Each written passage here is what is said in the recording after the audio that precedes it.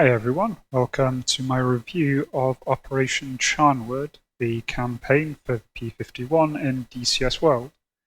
For those of you who have been watching the channel, you'll know that I've just completed this campaign, and it's the first campaign that I've done completely on YouTube, uploading every episode as I've been going, and so I thought I'd give some sort of final thoughts and a bit of a review of how the campaign was to play. So for those who didn't see the series, the Charnwood campaign follows number 122 wing of the 2nd Tactical Air Force of the RAF during Operation Charnwood and Operation Jupiter. These are the operations to capture Caen and then push south of Caen up the Orne River. The entire campaign takes place from the 3rd of July to the 10th of July 1944. And so it's very tightly focused, 12 missions over the course of just a week there, so you're getting multiple missions on the same day. And really the hallmark of this campaign is its attention to accuracy. Campaign makers have strived to make this as real as possible. They've gone to get real documents from archives, really thoroughly researched to make this as accurate as they possibly can in DCS. And really it's that focus on accuracy above all else that is this campaign's biggest strength, and in my opinion, its biggest weakness. So what do I mean by that? Well, first let's look at the strengths. With that amount of detail, it is an incredibly immersive campaign. You are flying real missions that took place in the Second World War. And you can even compare your mission stats against the actual after-action report mission stats which are given to you in the campaign briefing. So you're flying actual missions that took place. And in the background, the rest of the war is carrying on. You've got real-life artillery bombardments that were taking place at that time. Other squadrons that are in the air around Normandy in the area are there in-game, making audio calls. You can come across them. Enemy troop movements and plane positions are also tried to model accurately to match what was seen in the intelligence reports. And I do have to hand it to the developers for just how much work has gone into this.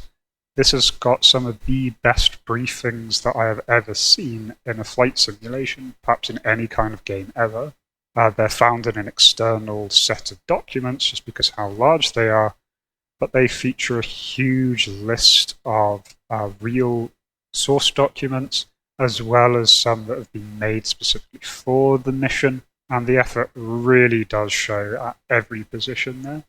But at the same time, it's that attention to detail that I think really started to make me lose my interest in the campaign, because really it is just so repetitive, and that, is the nature of war.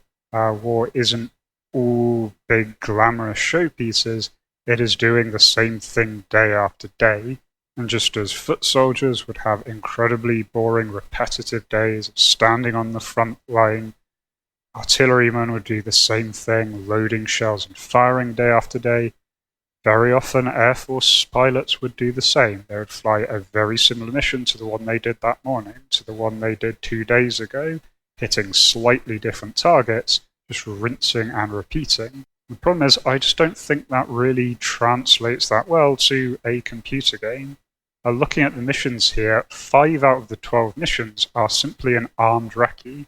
You take off and you look for things to bomb, and that would be fine if there was a lot of difference between the recce from one day on the other. But there really isn't. There's a few trucks dotted around, maybe some trains, and that's just gets really, really tiring. Even out of the remaining missions, all but one of them are static target attacks followed by an armed recce. Even the loadout doesn't vary from mission to mission. Again, that makes sense from a historical point of view. They're not going to adjust what they're putting on the planes each time when the planes are doing pretty much the same mission.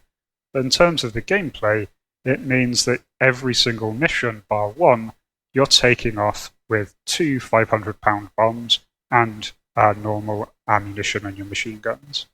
For one mission and only one mission do you get to use rockets, and there are no purely fighter missions. They're all based on ground attack. Do encounter other fighters here and there.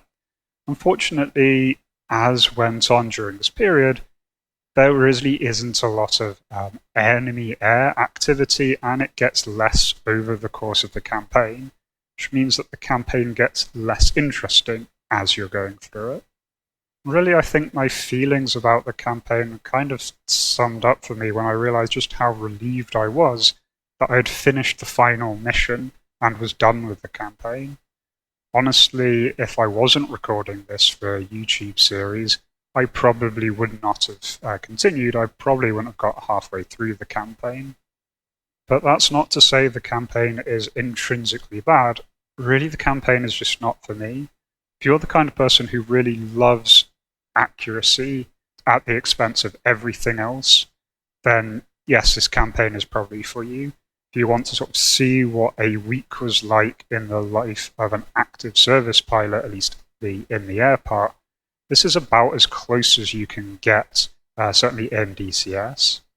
And I certainly understand that. I like accuracy in games, I like fidelity, that's why I play simulations, that's why I picked up DCS in particular, is I like that attention to detail. But at the same time, I like having fun when I'm playing, and here I just wasn't having fun. And especially considering the last campaign I played was the Jagdflieger campaign, which really was interesting. Every single mission had something fresh and something new about it. It didn't have the same attention to detail, but it was historically authentic. They weren't the exact missions flown. I believe the entire wing was imaginary. But they are missions that could have happened in the war. You got all of the same flavor, while still every mission being really interesting, really engaging, and I genuinely looked forward to each new mission. So ultimately, as with everything, it's a matter of taste. But for me, I mostly play games to relax and enjoy myself. It's why I end all of my videos by reminding people to have fun. These are computer games we're playing. We play games for fun. And if you're not having fun, then why are you playing those games? So overall, I'd say that it's a good campaign. They have put a huge amount of work into it, but really it just wasn't for me. And if you're looking for the kind of campaign that will give you new surprises every mission, that is varied, that makes the most out of the aircraft, I really can't recommend the Charnwood campaign. But of course, as I said, if you are the kind of person who just really wants that authenticity, that accuracy, then this is probably the perfect campaign for you. If you want it more as a historical study aid to put yourself in the shoes of these pilots, then this is probably what you're looking for. So that's my take on this campaign. I will certainly be doing further DCS campaigns in the future. If you'd like to have a say on what campaign I do next, do consider joining the Discord. The link is down in the description. And until next time, remember to have fun out there. Cheers.